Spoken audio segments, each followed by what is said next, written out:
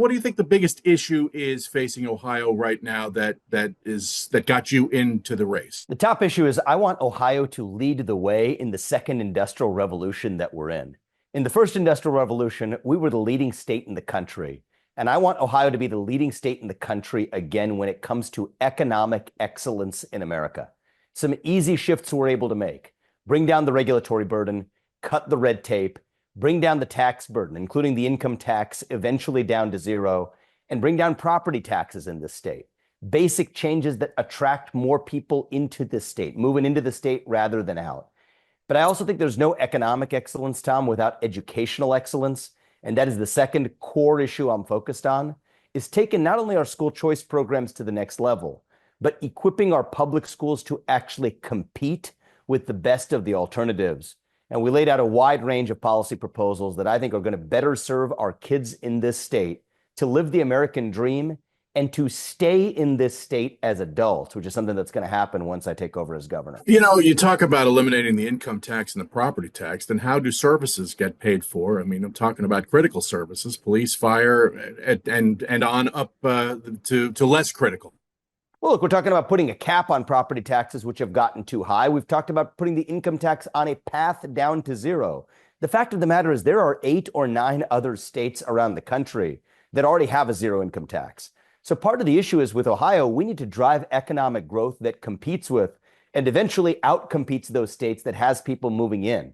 So the way I look at it is if we re-baseline our budgets back to, even several years ago, look at areas of waste, fraud, and abuse that shouldn't apply, and also deliver, most importantly, economic growth. That's actually going to lift up all Ohioans. You deserve to keep what you earn, but it's also something that attracts more people to our state and actually incentivizes more people to remain in our state. I personally believe that we can lead in the sectors of the future. If Silicon Valley led the way in the American economy for the last 10 years, Tom, I'm here to make sure it's the Ohio River Valley for the next 10 years. And that's not unrealistic because we have the same geographic advantages we did a century ago. There's 60% of North America's population within just a single day's driving distance of where we are right now in Columbus. I think that's an opportunity. It's not going to be in the sectors of the past, but in production, in AI dominance, in manufacturing dominance, in energy dominance with the great natural resources we have, including natural gas underneath our own ground. It's just up to us to start believing in ourselves again and using those advantages. And that's the way I want to lead, to lift up all Ohioans, regardless of their political party. I think the DeWine administration would probably say they've already they are on the way to economic development. They've secured a number of flashy large investments. I'm talking about Intel. I'm talking about the new Anduril project in Pickaway County, the defense project. I mean, would you say that that's already going on now in Ohio? I would actually agree with that. I would say that we are headed in the right direction when it comes to growing our economy. I now want to step on the gas. Look, we're not California here. We don't need to do a U-turn as a state. I think we need to head in the direction we're going broadly, but get there even faster. And I do think that that requires being competitive, not just with other states in the Midwest, where I think we're doing a good job, but I'm looking at being competitive with the top states nationally, Texas, Florida. There's no reason Ohio can't be the state that people are flocking back to, including repatriating many of our kids who have moved out of our state as adults to pursue opportunity elsewhere, including in states like Texas and Florida. So I want Ohio to be number one. That's where I want to lead us. It's a national standard I want to hold us to. And I think that that's actually eminently achievable. I mean, you look at the fact that this state led the way at the turn of the last century. We were the wealthiest state in the union. Even in the 1950s, 6 of the top 15 wealthiest cities were right here in Ohio. Toledo is the glass capital. Akron is the rubber capital. My hometown of Cincinnati was the consumer products capital. There's no reason we can't be the state that's leading the way again. And this is a personal passion for me because, look, I was born and raised in this state, but I'm also raising my 2 sons in this state. My wife, Apurva, is at the cancer hospital here at the James. And we are passionate about passing that American dream on to our kids. So their generation in this state not only grows up here, but chooses to remain here when they pursue the best possible economic opportunities they can. And I think improving our public schools and our education system and school choice, combined with actually economic opportunity to make this state the top state in the country to be an entrepreneur and grow a business and raise a young family. I think that's achievable, but I just think we have to believe in ourselves once again to get there. I think one thing that'll keep people here is social issues and the climate around social issues. I want to ask you about abortion. Voters voted to enshrine a woman's right to have an abortion in the Constitution, and yet there are some at the State House who are still trying to chip away at that. What's your take? Is abortion settled in Ohio, or do changes need to be made? Look, I'll be very frank. I'm pro-life. I believe strongly in my pro-life views. At the same time, even though I supported the pro-life side of the issue one debate a couple of years ago, we lost on that. So where can we focus now to foster a culture of life under a governor's watch? What's the easiest thing we can do? I think we should stand for the family formation in this state, make it easier to bring children into the world in this state, in a nuclear family setting. The fact of the matter is, if a woman ever gets to the point of believing that an abortion is her only choice, that means we've already failed. I want to be a state where a mom doesn't have to think twice before having that second or third or fourth kid for fear of the cost of a new stroller or a bigger car seat or a bigger car. I want to be the state where every parent and every mother has that bone deep conviction that their kids are going to go live a better life than they did. That's the American dream, which comes back to my vision of Ohio being at the leading edge of our economy. Fix our economic excellence, and I would say head in the right direction and improve on the foundation of economic excellence that we've already started to lay, but combine that with actual improvement of both school choice and our public schools in ways that I can talk about. Merit-based pay for teachers, get the cell phones out of the classrooms, bring in physical education into early childhood education, starting in kindergarten, revive that self-confidence that so many of our kids are missing, address the mental health epidemic, which I want to see end on my watch, of depression and anxiety and fentanyl usage and suicide. Those are, I think, the root causes of struggle. And so if we stand for the power of the family, eliminate the disincentives to family formation, I think that's the best next step to stand for a culture of life that, frankly, all Ohioans, regardless of their political party or political belief, should be able to get behind. And I am running to represent all Ohioans, not just people in my political party, not just people of one political viewpoint, but every Ohioan who cares about economic excellence and a better life and education for their kids. That's who I'm running to lead. Dave Yost jibed that he worried that you're going to quit the race. Any plans to quit the race, and how do you view him as an opponent? I mean, he's got a long history in the state as a statewide official, a law enforcement, prosecutor, et cetera, et cetera. Look, in this primary and in this race overall, I'm going to be conservative without being combative. To the extent that we have a primary, I welcome that because competition breeds innovation. And I'm going to work with even my strongest competitors, Republican or Democrat, to incorporate their best ideas into our governing agenda, because I care about leading the state to the next level.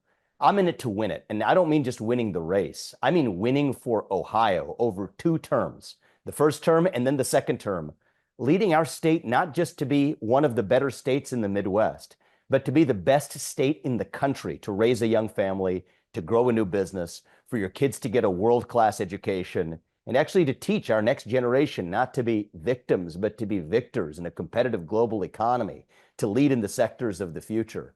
I'm proud of the position we're in this primary. I'm proud to have received the endorsement from President Trump, which of course means so much to me and our voter base here in Ohio, where President Trump has done exceedingly well. Other national endorsements, statewide endorsements as well, that are incredibly meaningful to me. I'm grateful to Robert Sprague, who stepped back from the governor's race. He's a great state treasurer, now running for Secretary of State, whose support I'm proud to have. Frank LaRose, our current Secretary of State, who's running for state auditor, has also come out in support of me. Earlier this week, Christina Rogner, one of our star state legislators in the state Senate, running for state treasurer, came out and I think surprised some people early by endorsing me as well. So I think the fact that I've gotten all of the statewide endorsements, of course, for President Trump, and the national endorsements reflects, I think, a kind of unity that we now have in this particular race from our Republican Party that I want to use to build a bigger coalition. I want a big tent coalition of not just traditional Republicans, but every kind of Republican, independent, orphaned Reagan Democrats, other orphaned Democrats, libertarians, and anybody else who finds themselves politically homeless. If you care about your kids living the American dream in this state and getting a world-class education in this state, then I'll tell you this, we're on the same team. We're going to work together to take our state to the next level and turn that vision into reality. I'm not going to govern from a bubble.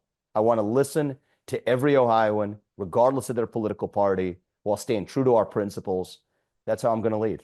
And what about Jim Tressel? If he gets in the race, can you beat him? There's talk that the only person who could beat you at this point is a former Buckeye national championship winner. Look, I root for the Buckeyes as much as anybody. My wife's on the faculty at OSU, and I think Jim was a great coach with a great record, and I wish him well in his role as lieutenant governor, which is, I think, a great way for him to finish a career that's been an outstanding career here in Ohio, and I'm proud of him. For me, it doesn't matter who runs against me on the Democrat side, and even to the extent that we have a Republican primary, I think with the support of our voter base, with the support of not only President Trump, but our statewide endorsers and the grassroots activists who have come aboard, sheriffs across the state, and even people who have previously not traditionally been in the Republican Party, young people on our college campuses who I've visited, I'm confident we're going to have not only a decisive mandate in this primary, but a decisive mandate in the general, to really drive some changes that lead Ohio to be the top state in the country, not just in the Midwest, not just in our region, but the top state in the country where people are moving into our state. That's an important point. I want to put a fine point on this. My metrics of success as your next governor aren't just our GDP growth numbers. To be clear, that's a good thing.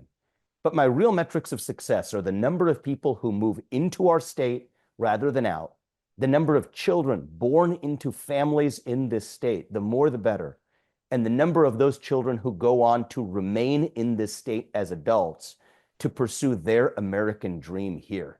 As a father of two sons, my message to them and their generation is that in the state of Ohio, the American dream is your birthright. A world-class education is your birthright. Success is your birthright. Freedom was your heritage. And I believe excellence is our destiny. That's who we are as Ohioans.